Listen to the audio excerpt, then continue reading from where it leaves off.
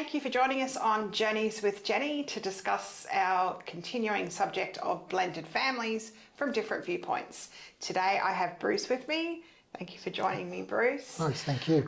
Bruce comes to us to talk about what it's been like as a child of a blended family, also as a father, as a father who's welcomed a stepmother into his family, and what that's been like, coming in to chat about this journey and the impacts that's had on his personal life and his family's life. So we're going to get straight into it because Bruce has got lots of things to talk to us about. So Bruce, first of all, I might just check with you, your own parents are separated, they broke up? Yes, that's correct. Yeah. And how old were you when they broke up? I've been trying to think. I was quite. When I say quite young, I think I was around 1982, 83, showing my age. So I was 10 or 11. Okay. When they broke up. From memory, Mum could come on and go, "No, you've got that completely wrong. It was 2 years beforehand." But I'd say around that 10 mark from memory. Right. Okay. Yeah.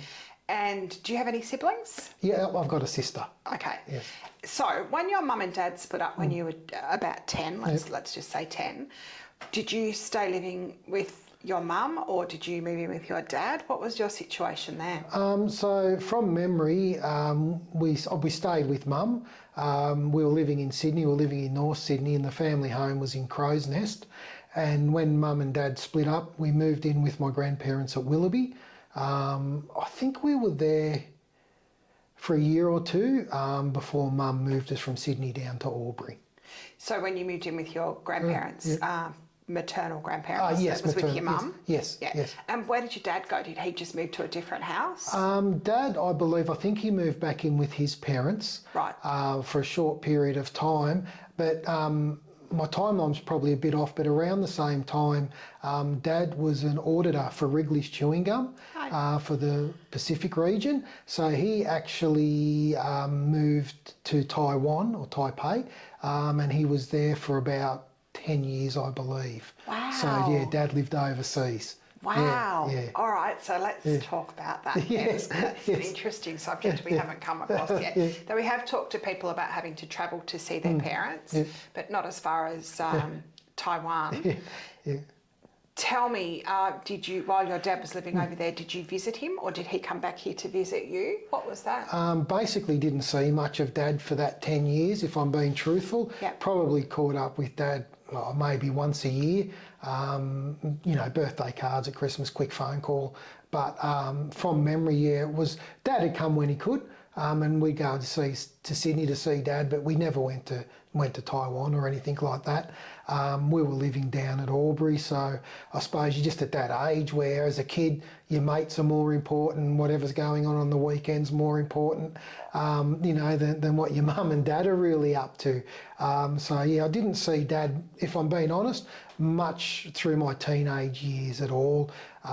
Probably wasn't really until I was in my late teens, sort of that year 11 and 12, where I reconnected with Dad. Okay.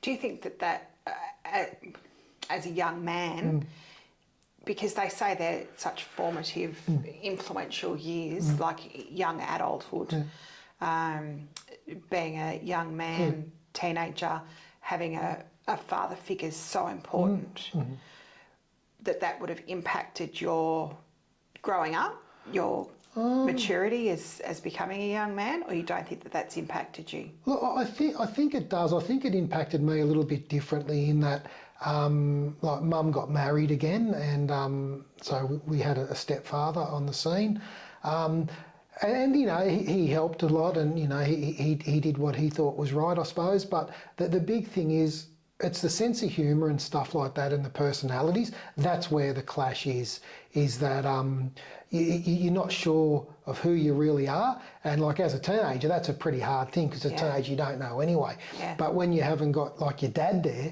who has similar, maybe similar personality, similar sense of humour, it makes that a little bit harder. Yeah.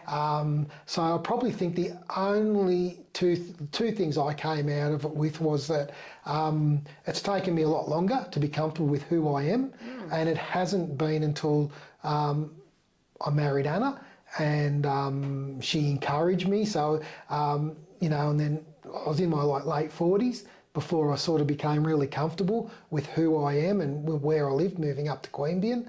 And the other thing is, I also realise that you make a choice through life, and if you want to dwell on a negative, it becomes a negative.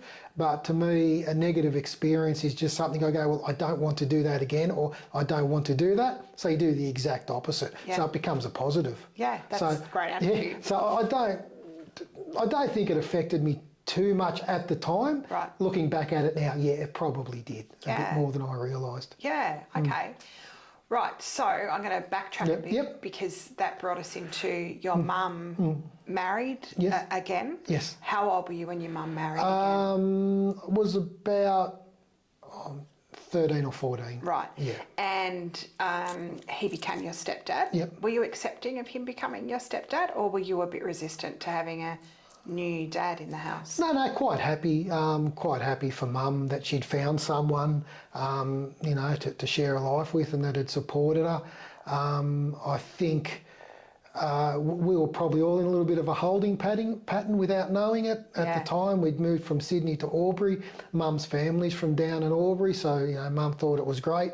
I hated every minute of being in Albury. To this day, I will never go to Albury again. The place is cursed. But I think for Mum, you know, I was happy for Mum, to be honest, that she just found someone. Yeah, and difficult years, aren't they? Like 13, 14, 15, young male. Oh, yeah. He was, you know, when I look back at it, her stepdad was probably walking into a little bit of a weird situation for him as well. He only had one son himself, an adopted son, so I don't know how old he was when he came on the scene. So I'm not sure, you know, had he been through these teenage years for me, and my sister's a couple of years younger, so she was pre-teen. Yeah. So I would say for him, there must have been a few moments where he's gone, oh, geez, I don't know if this is for me, but obviously it was. Do you have a relationship with his son? Because No, never met him. You've never met him? Never met him. A little bit of a sad story is that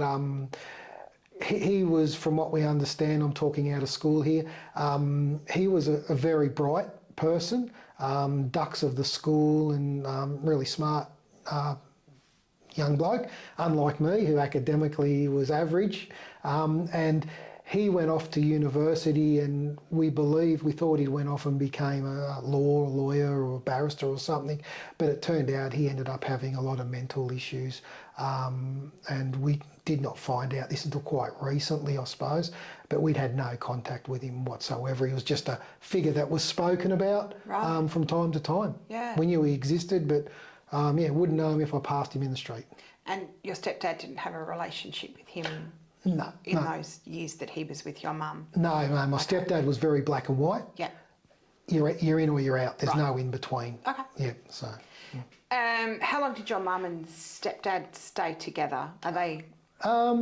They were married up until my stepdad died, and I think it was 5 years ago that he died. Yeah. So yeah, they were together from 1985, I think, through until about 5 years ago. So. Yeah. Might I mention too that it seems to be men always remember the years rather than the ages. There's something, I must look into that. There's something about that. Guys will say, you know, it happened in 1988, whereas a female, and I'm being quite generic, but a female will say, I think I was about 12. Yeah. I think we live with milestones of, you know, what happened or something like that. So, yeah. Because if I'm no, you're right. Digressing. So, okay, and I'm sorry that he passed away because you've had to live through that as well. Oh, he was 84 or something, so he was a bit older than Mum. Right. So he was a fair age, and he'd been sick for a couple of years. He was actually up with us the weekend before he died, and he passed away on the Tuesday, so this was on the Saturday and Sunday, and I was watching him try to drink a glass of wine, and he was shaking, and I just remember thinking, you can't go on much longer like this. Just a funny, thought I had. And then when he left, our relationship was, see you later sort of thing. He sort of shook my hand. He said, oh, sorry, I've been like the back end of a buffalo this weekend. And I thought, oh, fair enough, interesting saying. Yeah, and then Mum dropped him in the hospital on the way back into Bega, and he passed away on the Tuesday. So, but he was 84 or something. So Right. he had a goal of beating his father's age, and he fell 16 days short. Oh gosh! Wow. All right. So you've had an experience there with a stepdad who I'm sort of assuming didn't take on like a real father figure role to you. Oh no, he did. He did. He did. But Definitely he knew his did. boundaries with you. Oh yeah, it was a little bit weird. Like it was. There were times when he was great, and then times when he was not so great. Can you tell me what that looked like? What's a sorry to put you on yeah, the spot no. I with think like while ever you agreed with him, you're his best mate, and it was great. But the minute you didn't agree with him, or you did something he didn't like, he sort of held you accountable, I suppose. So it was hard going. I don't know how to explain it, to be truthful. He was. I suppose he was there. We never got into trouble. We never had the police come round. We never fell in with the wrong crowds because of how strict he was. But the flip side of that was, I suppose, there was a lot of resentment there, and as I said, it just comes back to different personalities, different sense of humours. So all those things can be quite difficult at times to deal with. And as you said, adding into the teenage years, when I left home, I didn't go back for 12 months. I left home and just went bang. I was out of there. I was not coming back for love nor money. But you do have a good relationship with your mum and yeah, your dad now. Yeah, rebuilding with mum. I think since he died, we sort of feel my sister and I feel we got our mother back a little bit because stepdad. I can't sort of put it into words. There's so many little things, nothing big, but it was just little things, little comments, little arguments, bits and pieces that you just think, I don't think this is normal, sort of for a family to say, and you're always on guard a little bit with him. Okay. But with since he passed away, I feel that we're rebuilding our relationship. Well, I'm rebuilding my relationship with mum. The hardest thing is mum's like, I feel guilty. I didn't know what it was like. I'm like, it wasn't your fault, mum. Like at the end of the day, you can live your life perfectly in retrospectively. I said, but it's just interesting. And I only said to her a couple of days ago that when he died, my sister and I probably found it hard because we didn't have any emotion on him passing. Like we weren't sad or upset or anything. It was just like, oh, okay, that's happened. Whereas mum was very upset. So you're trying to balance that. You don't want to be blasé around mum, who's obviously heartbroken and lost her husband. But on the other side, we're like, okay, we can get on with our lives a little bit now, and we've got our mother back. Bruce, how long did you say that he was married to your mum for? Like 5 years? No, from 1985 until back to the 1990. From when I was 13, 14 through till 5 years ago. Oh, to 5 years ago. Yeah, Sorry, yeah. that's no, part. yeah. Oh, okay. Yeah, so they were married. That's really interesting. That's 2000. Well, I'm just doing I'll quick let you do the math. math. Yeah, so 85, 95, 2005, 2015. So they were married for 30 something years. So yeah. Oh, okay. Yeah, That's a long time. Yeah, That's a long time to be able to then say when he passed that you felt no emotion either way. So. But you got to remember that they got married in 1985. I left school in 1990, so it was really only 5 years. And then I was up in Sydney. So a lot of the time was, you come back. There were times it was great. I'd come back, help with shearing, and I enjoyed working on the farm, and it was great. There are other times I'd come back Friday night.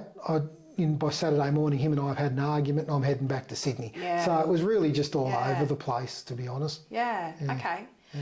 All right. I want to press on, and I want to move on to your dad now. Yep. So your dad went and ran the chewing gum job, and when he returned to Australia, you started to form a relationship again. Yeah. So he. Sorry. There you go. No, it's right. Yeah, so it all happened around the same time. He sort of came back from Taiwan as I moved to Sydney to do my apprenticeship. So I suppose we reconnected. It was awesome. Probably more importantly, I got to spend more time with my nan and pop, which is just, valuable time. His parents? His parents, yeah. Nan and pop, they were from a generation where you didn't get involved in divorces and stuff. Yeah. So we did, we'd see nan and pop when we saw dad, sort of thing. But it was just awesome, sort of reconnecting with nan and pop, and the conversations pop would have with me was just unbelievable. It was great. I can see your face light up. It was truly some of the greatest times, and just some of the things like. Pop was a bricklayer, he was from northern London, and he didn't mind a little bit of petty theft, I suppose I'd say. I remember, him going around the building sites, knocking off bricks with him so he could build letterboxes and stuff, and that. So he was quite a character, and he had an interesting life. Had Nan up until about 6 years ago, so I had, my grandmother for a long time.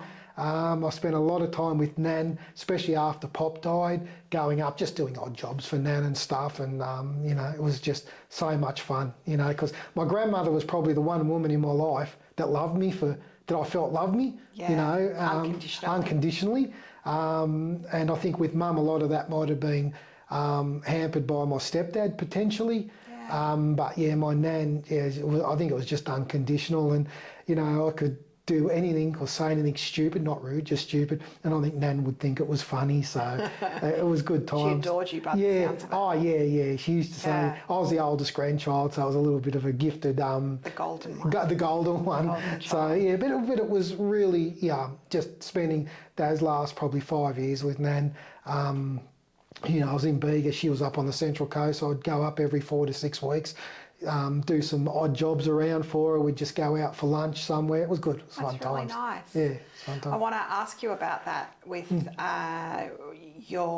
she was your paternal grandmother. Yep. And because your dad had moved away, and then you and your mum and sister moved further down, like hours away, 7 hours away, something 7 like or 8 hours, yeah. What did that mean then, that you didn't get to see your grandparents? No, in that whole time? Yeah, Dad's whole side of the family we didn't see much of. Yeah. And that's where I come back to personality, sense of humour, those sort of things. Yeah. So, the uncles and aunts that I didn't get to see. Yeah. Luckily, I've, managed to build relationships with all of them. Yeah. Some haven't been good, so, some have been great. But, I missed out on a lot of that. Yeah. And that was hard, missing out on that side of things. Throughout this podcast, what the whole aim of the podcast is that whatever we've been through, we can give those lessons to people who are currently going through it, and learn from our mistakes or our well-doings. And I think a lesson that has just come out of that for people to be aware of is, if you move away with your children, for whatever the reasons are, no judgment, but if you move away with your children, how important it is that, if possible, to be able to maintain the relationships with their other side of the family. Because as Bruce has just shown, you probably noticed his whole face lit up when he talked about his paternal grandmother, but didn't get to have that relationship with her because you moved away. But if there's any chance that you can try to keep that relationship alive with that other side of the family, that is magic, because they're your people, like you just said. Grandma was your person and she got you. And in the years where you felt like you didn't really know who you were, where you could sit your hat, you could always sit it with your grandma. Exactly. Exactly. So that's a really good lesson that Bruce has just brought up, is that if you can make it work, try to make it work. Always comes back to, and you'll have seen this in previous episodes, what's best for the child, and the child has to come first. Even if you can't stand those grandparents and they're horrible to you, how are they to your child? That's so important. Would you agree with that, Bruce? 100%. And I think it's, back when all this was going on, we didn't have the technology that we've got now. We didn't have, FaceTime, mobile phones, all those sort of things. So there's really, no excuse. And I'd say to flip it a little bit, to maybe the grandparents that might feel estranged, reach out. Yes. Just keep reaching out. My takeaway, and we might touch on it later, was with Owen. was that I tried to ring Owen every single day. I rang Owen. I'd go 4 or 5 days where he wouldn't answer. Let's pause that. Yeah, yeah. 'Cause that's really important that we get to that. We don't want to miss out in between. No, so fair enough. We'll definitely come back to that.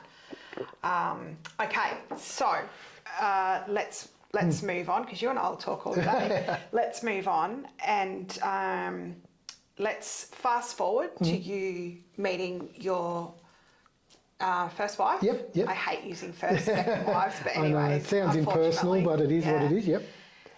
You've met her, Yep. and we're going to be very respectful. We're not using people's names, we're just talking about situations. And you guys got married, Yep. and you had Owen. You've already used Owen's name, Yes, so, yep. and we have Owen's permission. Yes. You've had Owen, Yep. and then you were together only for about 2 years married, is that right? No, Owen was about 3 when you split up? Yeah, we were together about 8 years. Right. Yeah. Okay. I think we were married for 7 of those 8 years, Oh, I would say, wow. off the top of my head, yeah. Okay. Yeah. And then you had Owen. Yes. And you only had Owen together, one child Yes. together. Yep. And then you separated. Yes. And Owen was He was 2 or 3. 2 or 3. Yeah. Okay. Right.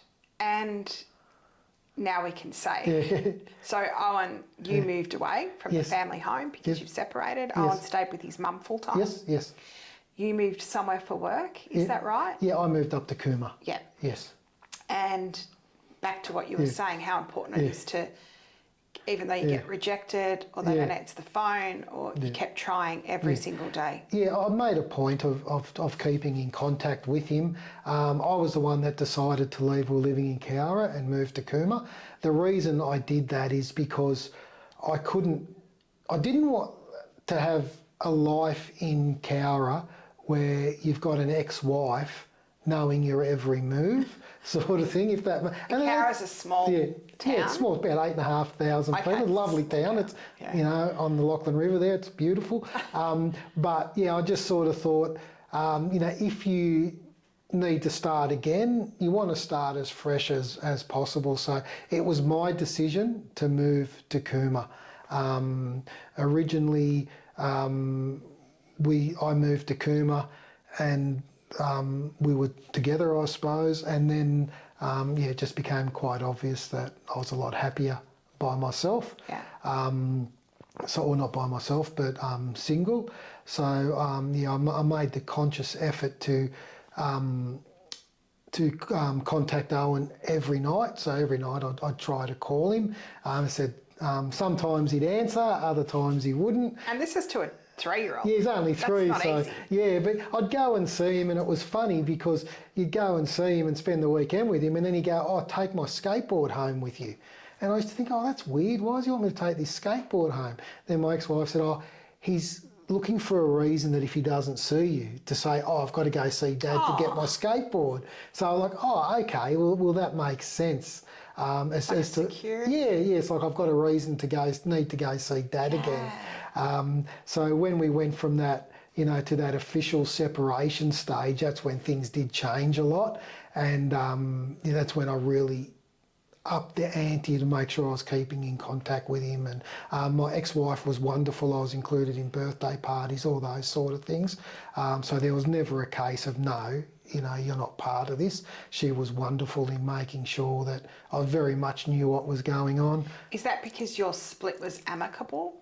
Yeah, I think so. I mean, as amicable as a split can be, there was no third party involved. Right. I think that also affects things. I forget exactly how the saying goes, but I think you can judge people on how they leave, if that makes sense.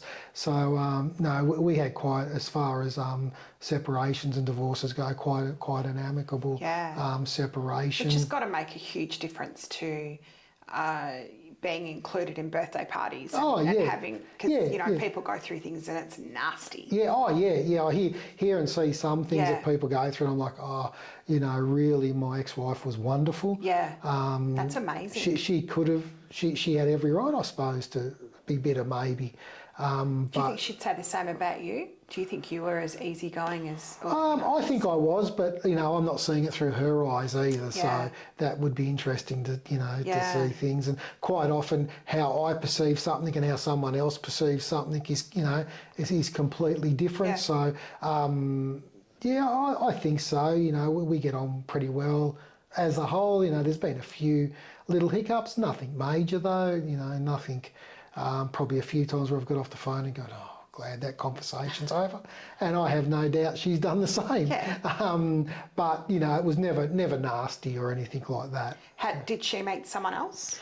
Yeah. Afterwards, it's quite funny. We sort of met what I'd say our serious partners, myself being Anna and her partner at the time, around the same time. So it was sort of like we had... It's handy. Yeah, I think it was about 12 months around about from the official, this is not working out at all, let's call it done. And then I met Anna, and then she met her partner. I think it was around the same time. So that worked out really well for us in that I think it was good because she had something to occupy her, I had something to occupy me. Yeah, and the jealousy can't sort of... No, well, there'd been a long gap as well. So, I think the jealousy comes in, it takes a lot longer. I feel when you see couples where someone's had an affair and then they've gone on to marry the affair partner, I think, that's when... It's more hurtful. It's probably more hurtful. Yeah. Whereas, because we were lucky, there was none of that. It was just, we'd grown apart. We just had different personalities, so it wasn't nasty. What about jealousy from your side of a new man living with your son? No, nothing really. I think the only time I sort of, I wouldn't even say jealousy, is that I've changed my surname, okay? And it's the one regret in my life that I've got. I've changed my surname to my stepdad's name. And if I could turn back time, that's the one thing I would change because it's not who I am. So I don't think of myself under my surname. Like if someone calls out Bruce and then my surname, oh, hang on, that's me. Yeah, okay. In my mind, I've got my proper surname. I'm very interested in that, but what's that got to do with... Oh, sorry. So getting back there was one day Owen came and he said, I'm going to change my name. And I've gone, no, that's not happening. He wanted to change it to his stepdad's surname? Yeah, and I just said, no, mate. I said, I'm sorry, but the answer's just no, it's not happening. And he's like, why? And I told him that, and he seemed quite comfortable with that. At the time, he was only quite young as well, though. Why do you think he wanted to do that, just to be part of the family?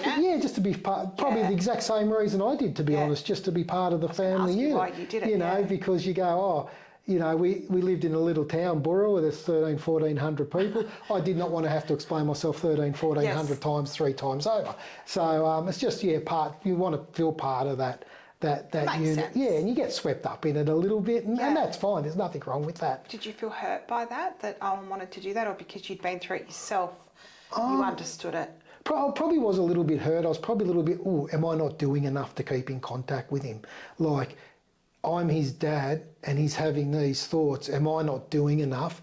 Or is it just just a conversation that he's had because the surname sort of rhymed a bit with a nickname we had for Owen. Okay. So I'm like, okay, maybe it's just a kid thing, I'll be this, and it rhymes sort of thing. So, but as far as I was never jealous of his stepdad at the time. He was a wonderful, wonderful bloke, really lovely man. I can remember an instance where Owen got in a lot of trouble at school and his mother rang and goes, come over here, I'm going to kill him.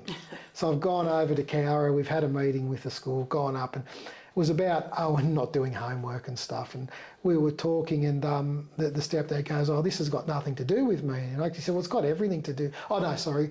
The stepdad said, I don't feel like it's my place to tell him to do this homework. I don't want to overstep my mark.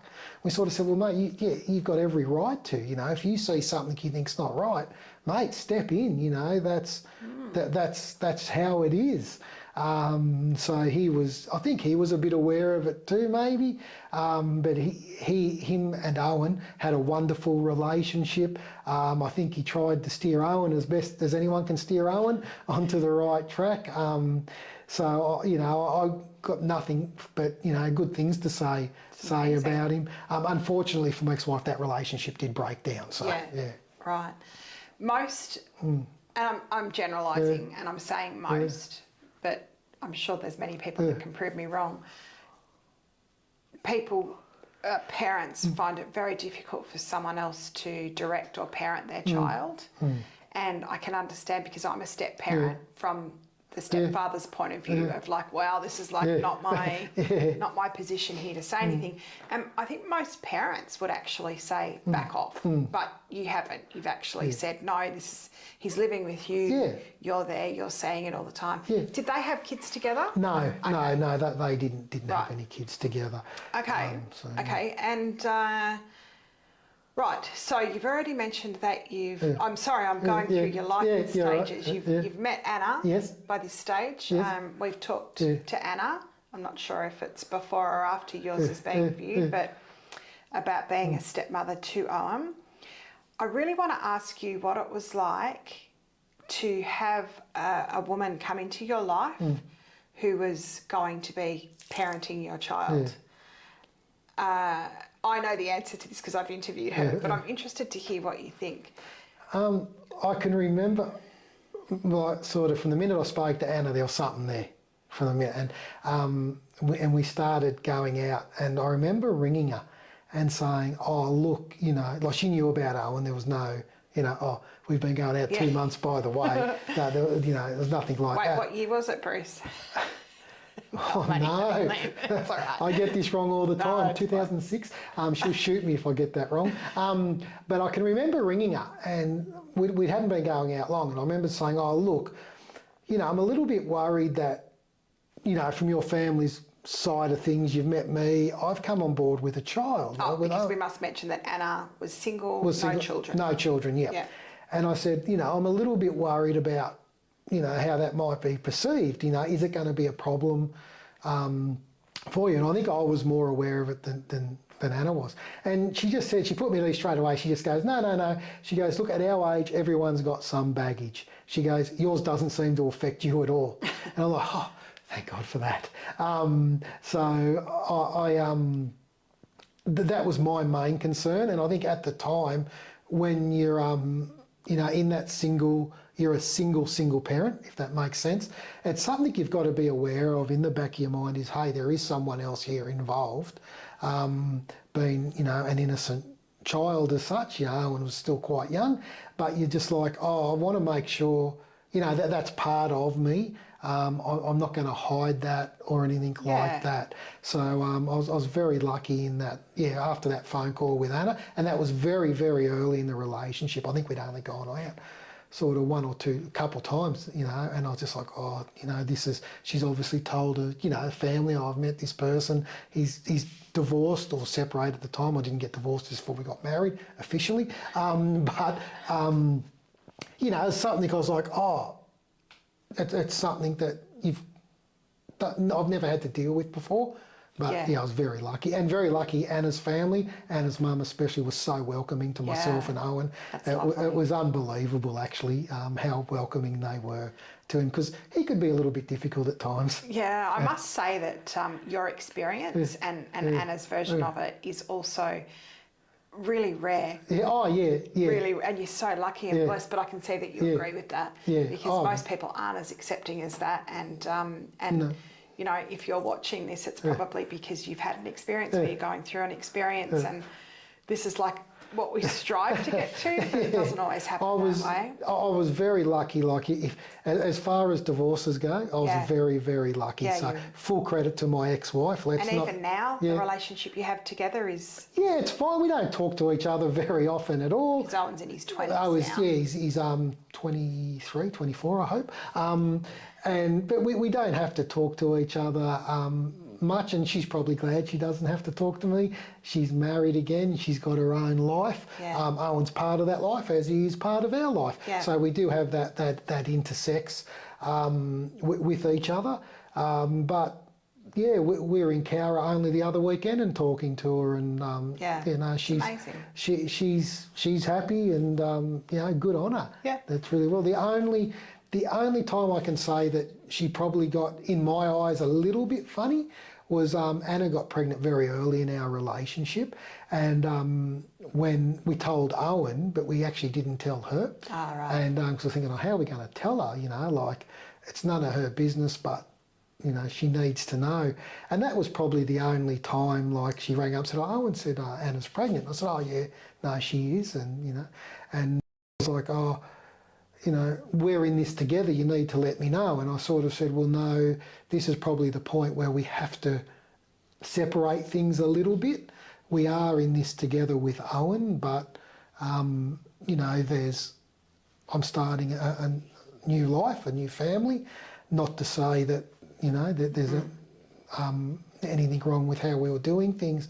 But then, as Anna pointed out, the voice of reason for my ex, she said she's probably worried that Owen's going to be cut out of your life. I'm like, well, no, that's not even a possibility. That would never happen. So I think once I was able to reassure my ex-wife that, hey, no, this is, Owen's part of it. Yeah, of course. He's going to be a big brother. I think she was a little bit more comfortable. Yeah. So there might have just been that probably a little disconnect there, where when I said our relationship started at the same time, Anna got pregnant very early in our relationship, so that was the major point of difference in it. But to have your partner as a voice of reason for your ex-wife is a pretty rare thing. It's a very rare thing. So yeah, I think too the lesson that's come out of that is that you just said that probably would be a regret that you have that you didn't tell her that. Oh yeah, probably I could have handled that a lot better. Yeah.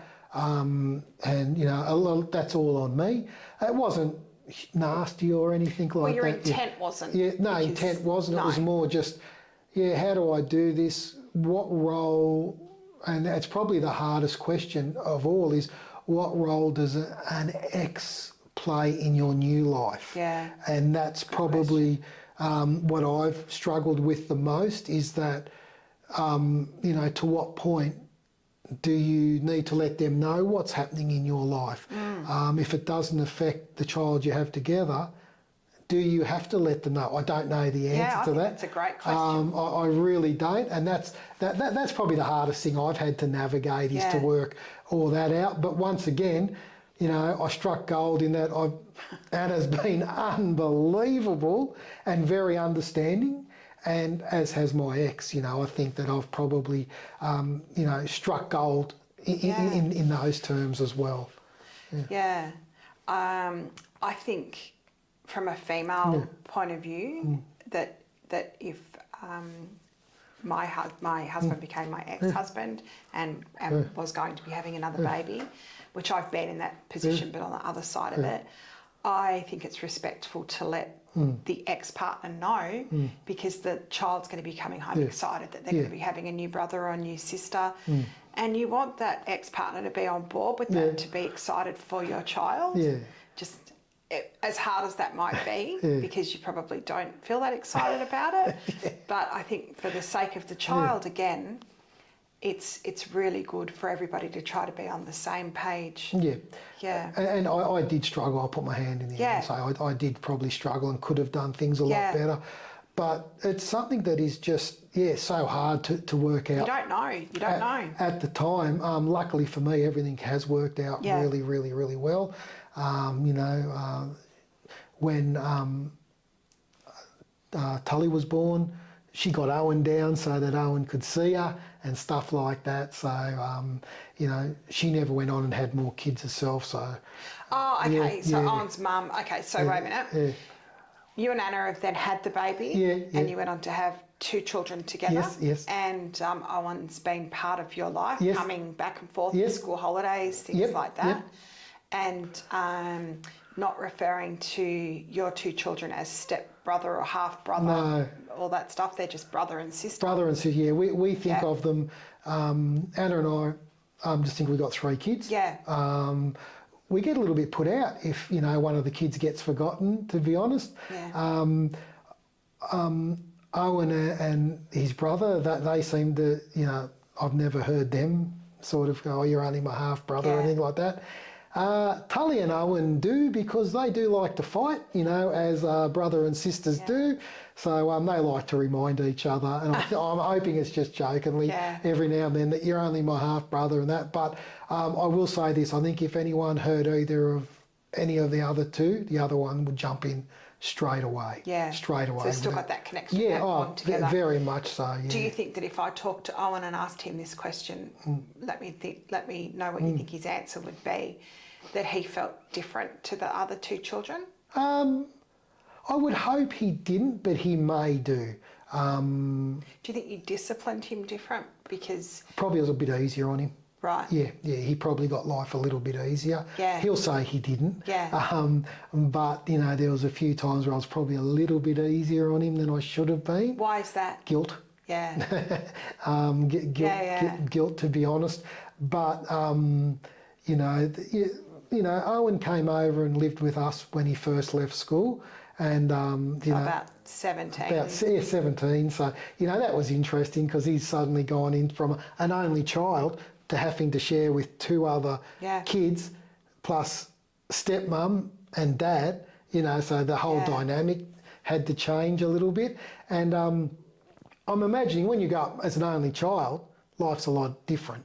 You don't have to worry about... It's all about you. Yeah, exactly. Everything's about you. So I say this, and Owen will probably deny it. I don't think his mother would. He was the most spoiled kid in the face of the earth. He had everything, and it was all guilt. All of us, oh, poor Owen, let's do this for Owen.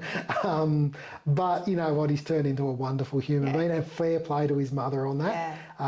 She did a lot more than I did with that side of things. So he's turned into a wonderful human being that I have no doubt when he gets on the podcast will have a lot to say. Watch this space. Yes. Watch this space. Yes.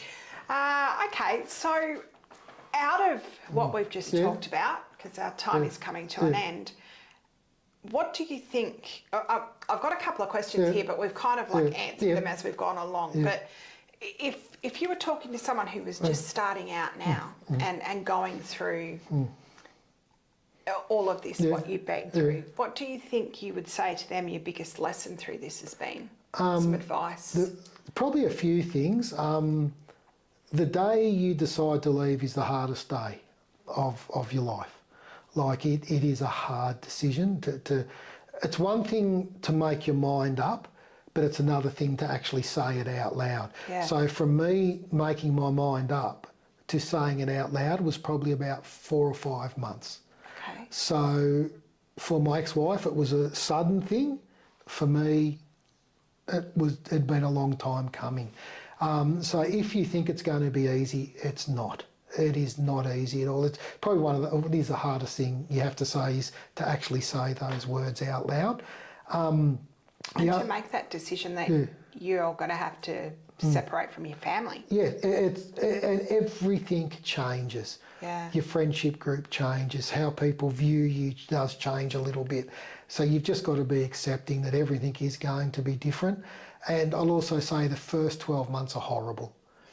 Do not think that you're, going to live in this 1-bedroom apartment with a 70-inch TV, going out every Friday. So it is not like that at all. I found that very, very, very difficult. So give yourself time.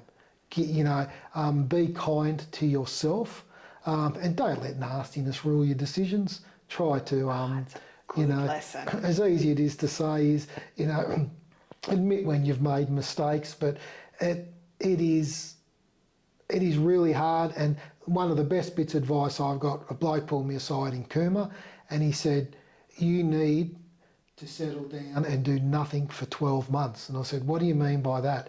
He said, you need to stop going out every Thursday, Friday, Saturday night. You need to... You were doing that? Yeah, I was suddenly living like I was 18, 19 again. He said, you need to get comfortable in your own company. And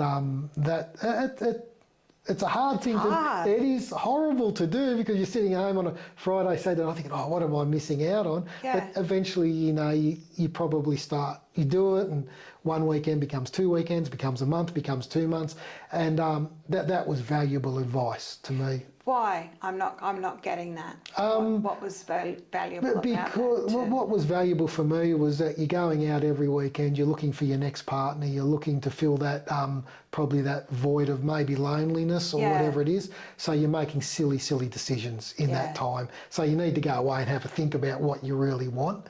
And the only way you're going to do that is to clean your act up a little bit, I suppose. And it's good advice. And learning how to just be with yourself. Learning how to sit in the silence. Yes. They're all such valuable lessons. Well, that's actually the next question. What do you think you need during this process? But you've actually just answered that. Like, some people will say self-care. And we've said it before, self-care doesn't mean that you have to go and get a $150 massage. No. Self-care can be being at home on Friday night. Yeah, exactly. By yourself, cooking yourself a steak, watching TV, not having to be running around town everywhere. Yeah, and you do see, I've seen it with all our friends that have separated. You sort of see them go through the stages, like, I remember that stage. I remember this stage. It's hard, that first relationship you might have after a separation or divorce is because you've come from out of a marriage and then you're starting a relationship. So expectations are different and stuff as well. It's a huge, it's really like you reset everything. But the other thing is, always just think of what's best for the kids. Sometimes you've got to put if there are kids involved, the child has to come first. And once again, that's not an easy thing, That's good advice too. It just has to be. That can be actually the hardest part about everything, is putting your own ego to the side and putting your child first. And if you think that you're alone in that, you're not, because every person that you speak to that's going through something like this feels exactly the same way. But if you've got any questions or any advice that you think that you could share with us about what Bruce has just shared with us, you can email us at journeyswithjenny2025@gmail.com, and we'll try our best to answer those questions. I'd like to take this opportunity to thank Bruce so much for coming on and talking about such a personal journey so honestly. Really appreciate it. Thank you for sharing your journey with Jenny, and we'll see you next time. Thank you. Thank you.